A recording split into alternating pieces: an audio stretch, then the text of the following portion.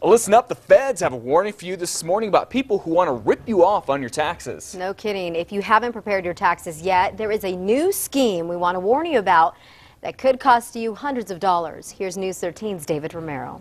No one likes it when they have to pay into the IRS. It's even worse when someone sets you up for a refund, which turns out to be a scam. So they're going to say to you, I can get you a refund without any documentation. Well, you don't want to buy into that sort of thing. That's just one of the latest and biggest tax scams going around right now. It's been added to a list of scams the IRS refers to as the Dirty Dozen. In this instance, the scammers pass themselves off as legitimate tax preparers.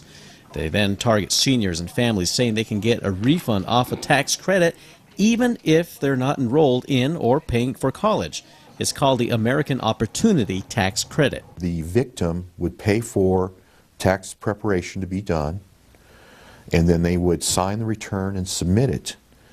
And the tax preparer, the scam artist, would collect the fees, and then the Internal Revenue Service would deny the return because it's a bogus claim. Some of the schemes have already cost victims anywhere from $500 to $1,000. The best way to avoid the scam is to know who is handling your critical financial information. If you hear of a return preparer who says they can get a larger refund than you're normally getting without ever looking at your tax information, looking at your numbers, how do they know that? They're just probably making that up. When you do find a return preparer, ask a lot of questions, find out their credentials.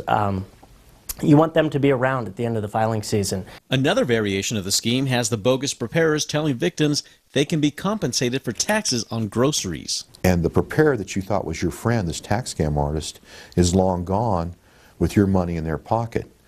So it's something that literally sounds too good to be true, and it is. David Romero, KRQE News 13.